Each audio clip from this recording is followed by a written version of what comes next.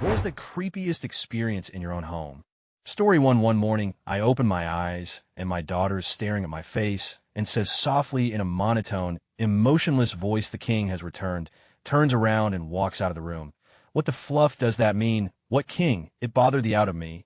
I threw off the covers and ran into the living room, ready to do some kung fu fighting in my boxers. She was watching The Lion King.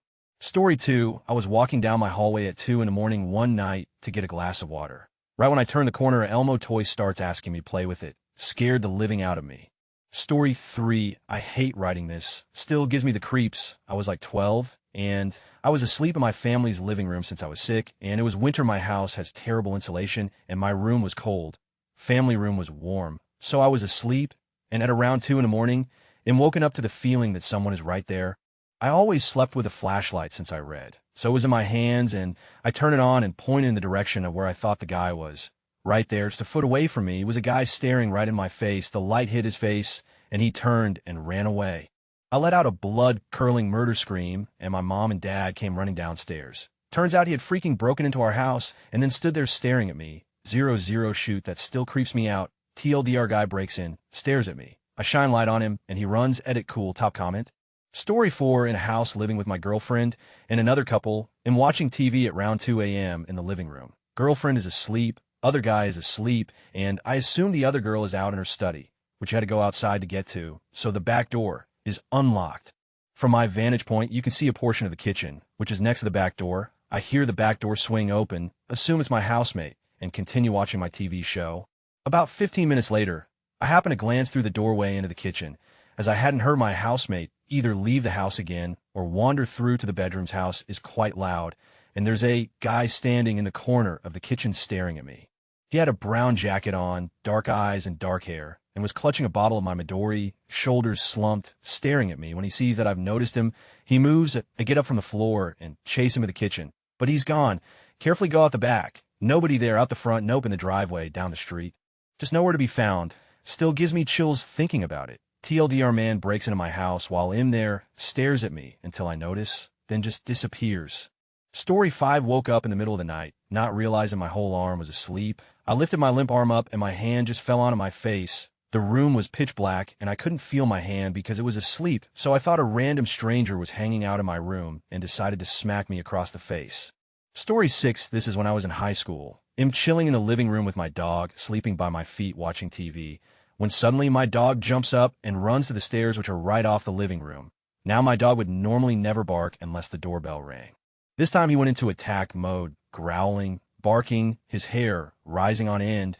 Then he would look at me, trying to see if I'll call him back. I was scared shitless. No one could have come home because you have to come through the living room to get the stairs so no one could sneak in. After a minute, he would not let up. He kept acting like something was there, just something I couldn't see. I had to sit there as my dog was acting like he was ready to rip someone's throat, until finally he walked back to my feet, looking proud of himself. I like to think he scared something off that day, but I was very happy when we moved. Story 7. My old house was just creepy. There are no other words to describe it.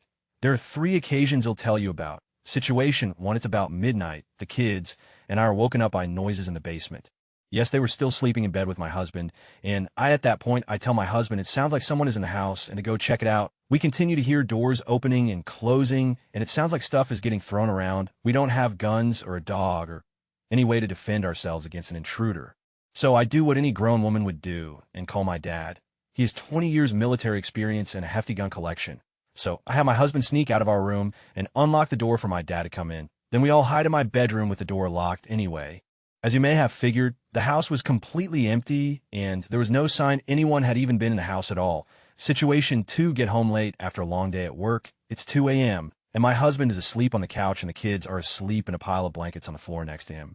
So I decide to take a bath and relax and unwind before heading to bed myself. While I'm in the tub, someone starts pounding on the door and wiggling the doorknob. I figure it's my 4-year-old freaking out, because sometimes she sleepwalks when she has to pee, and so I hop out of the tub so I can open the door and get her on the toilet before she has an accident. When I open the door, no one is there. No one is in the hallway. I grab my towel and walk to the living room, and everyone is still right where I left them, all still asleep. Situation 3, it's bedtime again. I'm sitting in my bed talking to my daughter, getting her ready for sleep. All of a sudden, she starts crying hysterically and hiding in me.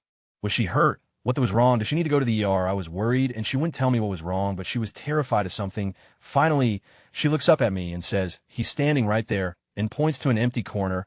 Who is standing right there? The man with no eyes. And I wanted to add two things. One, the kids' electronic toys would go off all by themselves all the time, even with brand new batteries. Hasn't happened once since we've moved. Two, when I've told this story in the past, people assumed she'd say something scary on TV or a video game I've been playing. The only thing we ever watched on TV was children's shows. I don't even let my husband watch the news when the kids are in the room. If you can't find it on Nick or Disney, it probably isn't in my house. Also, I will not play violent, scary games in front of my children. No Left 4 Dead, no The Last of Us, nothing, Mario, Sonic, and the occasional golf game. Anything not suitable for children waits until they are in bed or at grandma's house. I may be a little paranoid, but I still have nightmares about E.T., Shudder. Story 8. I grew up in a 112-year-old Victorian in Connecticut. While it appeared as though the entire house should have been haunted, the only source of anything creepy was the second-floor bathroom that was at the base of the attic stairs. Each of my parents have their own story from that room. My dad tells a story about how one day, when he was giving my older brother a bath, who was about 3 at the time, in the white clawfoot tub, my brother stopped playing with his bath toys for a moment. He then calmly looked up at my dad and said, "This is where I died, the white light," and then kept playing again. My dad suspects someone electrocuted themselves in the tub. A few years later, when I was 2 and my dad and brother were off on a Boy Scout trip, my mom recalls a night where she heard me get up and walk down to the bathroom. She could hear me humming and tinkling. Now I was still potty training, so Mom wanted to get up and check on me. When she rolled over, I was lying beside her, and the humming stopped. We moved. TLDR, old bathroom haunted, as Ed had asked my mom if anything else weird happened in the bathroom. And she said when they were taking the wallpaper down in there was a date of May 1st, 1840 written on the wall, but the town record stated that the house wasn't built until 1902. Edit to 125 years was a guess, but it's at least 112 years old if the town records are correct. Story 9. Back in junior high. The first time my parents left town and left me alone for a week, it's going good. I stayed in the basement, and the entrance to the hallway that leads to my room had decorative beads hanging in the entranceway. I'm in my room watching TV with my faithful dog, Smokey, laying at the foot of the bed. All of a sudden, he starts barking wildly. A bark ID never heard out of him. Almost a cry. I think something is wrong with him, and just as I almost had a hand on him, he jumps off the bed and dives under it, completely silent. I get to the floor to look under the bed for him, and I hear the beads in the entranceway start to rattle together, as if someone ran into them with a lot of force. I sit there scared shitless for a bit, then grab a bat and investigate.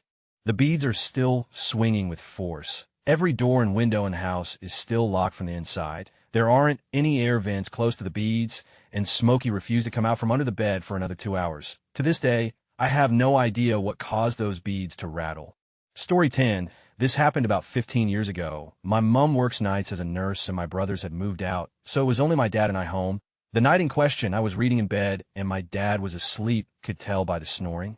I heard some light tapping on the front door, which was a sliding glass door. My room had a window that I could see the front door, so I sat up to look out my window. Nothing. I thought, man, could be wind.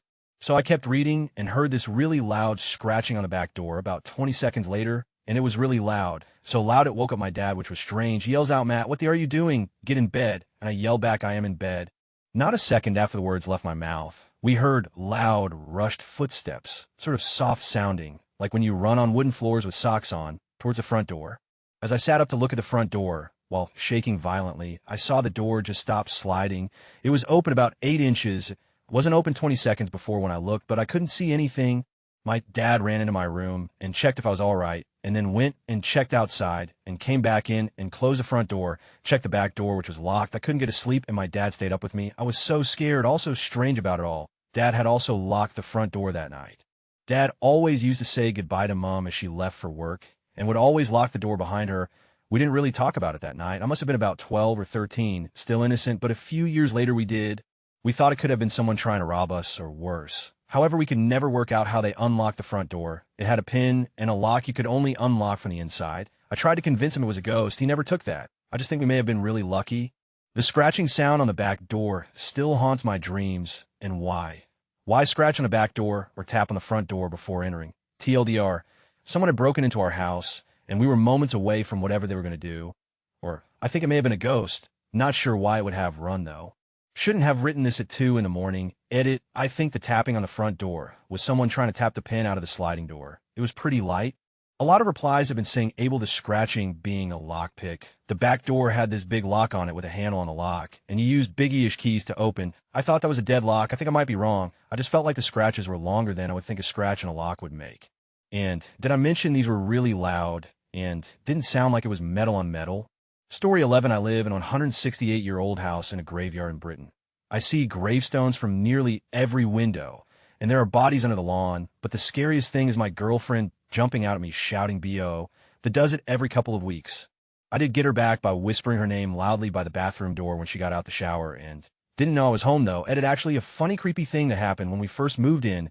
She was dusting and cleaning and noticed the word leave scratched into a wardrobe door in inch-high letters. She freaked out a bit as neither of us had seen it when we were putting stuff in the wardrobe. It turns out our friends who owned the house had written leave on a post-it note so the removal men wouldn't take it, and the pen had left an impression. Story 12, I've posted this before in a similar thread, but it got buried. Here is for Christmas 2012. My mom had got my dad a really nice watch. By March, he had lost it for a few days, but found it in the cushions of the chair in the living room. Then in early June, he lost it again. He's totally scatterbrained. He thought he probably lost it in cushions again. So he looked in the couch and the chair and couldn't find it. My brother, my dad, and I decided to look harder and completely tore apart the house looking for it. We had flipped every cushion, checked every drawer, closet, purse, gym bag, beds, etc. in the entire house. We looked everywhere and left no stone unturned. So to speak, we still couldn't find it. My dad checked his car, his work, the gym, my grandparents' house, and asked everyone he came across if they had seen his watch. Finally, after a few weeks of diligently searching, he kind of gave up and accepted the fact that maybe someone at his work or his gym stole it, or that he had maybe left it at a doctor's office or something like that. Basically, he had assumed that he would never see it again. Fast forward to the middle of July. My dad works really bizarre hours, and on this particular day, he had to leave for work at 3:30 a.m. When he woke up, my mom and brother were asleep, and I was staying the night at my best friend's house. When he came downstairs, he found the lost watch just sitting on the kitchen counter, face down, as if he had taken it off the night before and set it there. He assumed that one of us had found it after he went to bed the night before. So he texted my mom thanking her for finding the watch. She responded to his text saying that neither she nor my brother had found it, and there was no way I found it, and put it there since I was staying elsewhere for the night. My mom had cleaned the kitchen before she went to bed, and there was no watch on the counter, but when my dad woke up, the watch that had been missing for over a month had simply reappeared. No one knows how the watch got there, and my dad still thinks that maybe everyone is with him and that one of us took it and replaced it as a joke. These are my four most logical explanations for what happened. 1. My mom or brother sleepwalks, and no one knows. Whoever the sleepwalker is took the watch during an episode, hit while they were asleep, and then retrieved it during another sleepwalking episode over a month later. 2. Someone broke into our house, stole the watch, felt guilty about it, and broke back in the night to replace it, even though that would be fairly impossible, because we have a house alarm that we set religiously every night, and when we leave. 3. Someone else lives in our house, unbeknownst to us, for ghosts. Story 13, I lived in a haunted house. Shortly after moving in, I had the feeling that there was someone behind me, particularly when I was cooking. A few months later, I rounded the corner and saw a man standing at the fireplace. I saw him clearly, but he was gone in an instant. I did some research and learned that the home had been built by this man, and that he died in the living room, next to the fireplace of natural causes. His wife also died in the house years later, and it had been abandoned for 6 years prior to my purchase. They had 2 sons in that house. I felt the man continually, but I wasn't afraid. I had the feeling that he was curious or protective. Then I gave birth to a baby boy, and the ghost was present daily. I once heard playing sounds in the middle of the night coming from the nursery. The baby was too young to get out of his crib. Later, when my son started to speak, he asked, "Who's the man who plays with me at night?" Creepy, when my son was 2, he took what could have been a fatal fall, riding a wheeled toy down a very steep staircase that ended in a wall. I stood horrified, but midway down the stairs my son seemed to be picked up off the scooter and set down on the stair. The scooter crashed into the wall at the bottom, leaving a dent. I couldn't even speak, but I felt the ghost. The last event occurred when metal baker's shelves, stocked full of china and glassware, fell over in the night. The crash was tremendous. I rushed to the basement and saw the shelves lying down on the floor. But instead of scattered and broken china, each piece was neatly stacked on the concrete floor and nothing was broken. I sold the house for other reasons, but no one can live in it. There have been 6 owners in 9 years. Maybe they just need to tell George, that was his name, to leave them alone. He's not a bad guy. Story 14 was around 2002. I had just married my wife, and we had just had our first baby. Bedroom door opened up and hit my wife's side of the bed. Because she went to get up for the baby in the middle of the night, she went to get out of bed, and when she put her feet down on the floor, she felt a body. She reached down and lifted an arm. She thought it was me on the floor at first, then she reached over, and I was asleep in bed. She started screaming. I woke up. The guy passed out on our floor, woke up. I chased him out of the house with a knife. Basically, some drunk came in our house and passed out on our floor, without our knowledge in the middle of the night. Totally up. Story 15 actually wasn't really that scary. But one day, I woke up in the middle of the night, and I was rotated 45 degrees in my bed, and I didn't see the red light of my TV and couldn't feel the wall. So I freaked out and thought I was being abducted. So the first thing that comes into my mind is to start screaming. Then my mom came walking into the room, turned on the light, and I could see I just was rotated 45 degrees in my bed. Edit. Spelling. Story 16 real-life issue. Totally non-supernatural. Long before I met my wife, I started dating this girl who was fun at first, and then the crazy came out. I eventually broke it off. She kept calling and making up pretenses that we should get together. One night it was, I have some pictures I want to give you that were taken on my birthday. I told her I didn't want to see her and go to bed. I wake up in the middle of the night, sensing a presence in my room. I roll over to this dark figure looming over my bed, and I start to freak. She's suddenly trying to comfort me, telling me she just stopped over to bring me the pictures. My terror turns to rage, and I tell her to GTFO. I follow her down and usher her out the door. I lived in the ghetto at the time, actually still do, just different ghetto, and always locked the doors. I have no idea how she got in, but fortunately never spoke to her again to ask how. Story 17, reposting this from a couple years ago. For background, I live with a roommate on the ground floor of what is basically a duplex. The downstairs unit is the basement, and we share nothing with the tenant renting it other than the backyard. Basically, the roommate and I are the only ones in and out of our part of the house. My roommate works as a waitress at a nightclub, so she's gone from 7 at night to around 3 or 4 in the morning. I usually go to bed around 11 or 12. It should also be noted that my dog has some strange habits. He's quite restless and also a light sleeper. He gets up in the middle of the night and whines to be let outside, even when he doesn't have to pee. And whenever he hears my roommate come home in the early morning, he gets up to go see her. He also occasionally barks at either the front or back doors like he sees someone outside.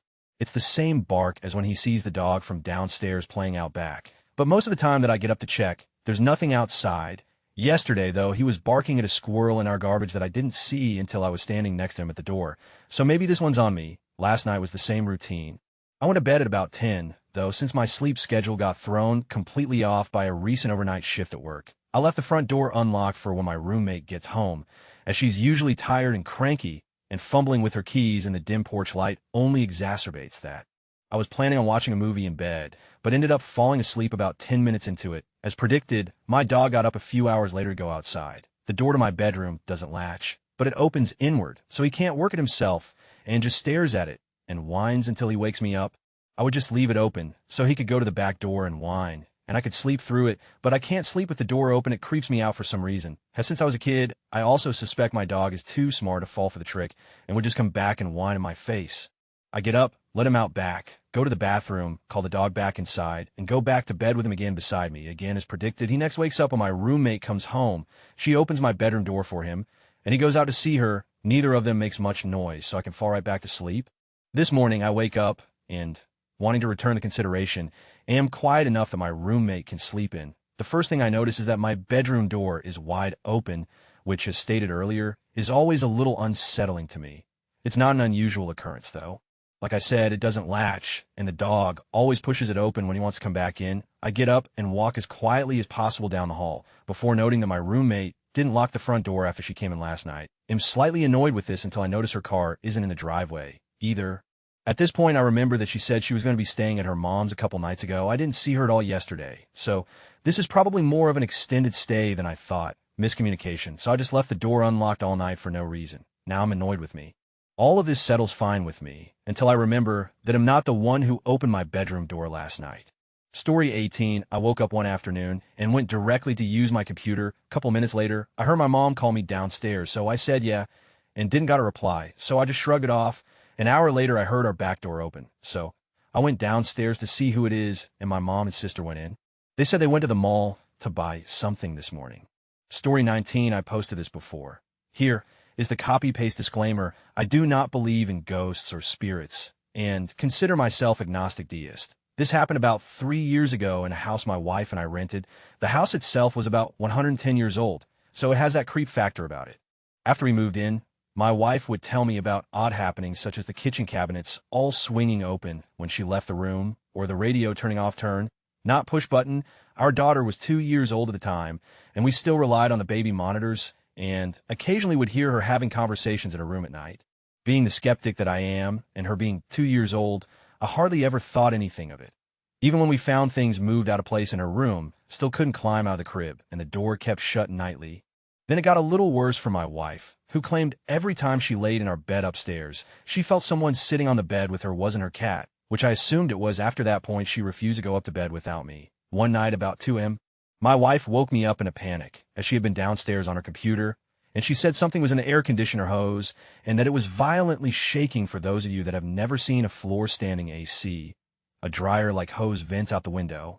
At first I was worried that a rodent might have gotten into it, and figured if I turned it on, the hot air coming through the hose would have been motivation enough for said rodent to evacuate the next day. I realized that was not likely, as the screen was still in the window, and there were no holes.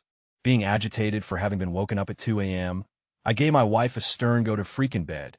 She said she was going to pee first, and I want to lay back down. I wasn't in bed, but for 30 seconds before I see her running out of the bathroom, claiming that the shower curtain had been pushed from the inside. Seriously, who the fudge keeps these closed? By this point, I was furiously wide awake and annoyed beyond reason for my bats-hit crazy wife's antics. After about 5 minutes of laying in bed closer to the door with my wife spooning me with her claws dug into my chest, I heard what was most definitely, without doubt, the sound of someone walking into my bedroom. I didn't see anything, but at this point I was more creeped out than I had ever been after this. I did not object to my wife calling the local area's paranormal society. I still am not a believer in ghosts. And don't take these folks 100 serious, but they turn out to be extremely nice folks. And they do what they do to try and help people. So hats off. They came out and did an investigation, including lots of digital voice recorders and video cameras. For the first hour, 2-3 rooms, nothing really interesting happened. Then they asked us if we wanted to sit in on their next EVP session. If you're not familiar with this, they ask random questions that a ghost may want to answer, and they review the recording later for things that may not have been audible. Midway through this conversation, one of their flashlights maglite with an on-off switch. No, in between became very dim after asking a question. After asking a few more questions, they assumed that dimming the flashlight meant no, and it lighting up meant yes. I really hope this is the case, as the question, "Do you like the little girl that lives here?" made the flashlight go back to full brightness until the next question was asked. I was in extreme awe for this as it went on 30 minutes. That part wasn't as creepy as it was surreal. The final moment of creepiness from this story is that after the flashlight episode, their entire crew was extremely excited about the experience, until they learned that the battery in every single one of their recording devices had been drained completely, and there was no recording of the session. TLDR, wife thought house was haunted. I'm a skeptic. Then I heard something walk across my floor in the middle of the night, then had a 30-minute conversation with a flashlight. Story 21 day, about a year ago, I was brushing my teeth in my bathroom sink. I looked down at the faucet and see a figure standing behind my reflection. I thought my hair was reflecting the dark shape, so I moved it back and turned around to see if there was anything there, and I didn't see anything. I go back to brushing my teeth and look in the faucet reflection, and the shadow has moved to the corner of my room. It's tall like a grown man. It's black, but not entirely. It looked like it had been charred or burned somehow. I freak out and turn around. There's nothing in the corner. I am freaking out at this point, so I hurry up and brush my teeth as fast as I can. My curiosity gets the best of me, and I look in the faucet reflection again. This time, the shadow is gone, but there's a black shape hovering over the rim of my bathtub, and a black charred hand with long fingers lifts itself up and then disappears behind the tub. I've got quite a few stories from my creepy house, if anyone would like to hear any more. Story 21, I live with my parents. I was about 16. My parents left me at the house alone while they went out of town. We were from a small town, and we had this one crazy old guy that was known as a peeping Tom. Anyway, 16-year-old me decided it would be smart to watch The Shining alone. I'm like quarter way through the movie, and I go into the kitchen to get a drink. I look out the window, and a face is staring back at me. I lose it. I drop my drink and ran to make sure the front door is locked. I looked out my front window and saw the old man walking down the road.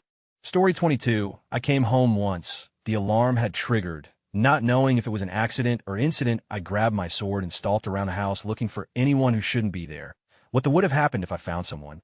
Story 23, I got this. Our son at the age of 3 would wake up screaming in the middle of the night almost every night because he didn't want to go in the wall. He's almost 5 now, and the last thing he says to my wife and I before bed is don't go in the wall. He doesn't wake up crying about it anymore, though. Creepy. Story 24, my late father was a priest, and when I was 10 and my brother and sister twins were 4.5, we lived in this old Victorian vicarage, still had the servants' bells and everything. Anyway, one morning my brother was sitting eating breakfast, and he just casually started talking about the old lady who always stood at the end of his bed. My dad did some investigating. And it turns out that back when vicars were wealthy enough to have servants, a housekeeper passed away in that room.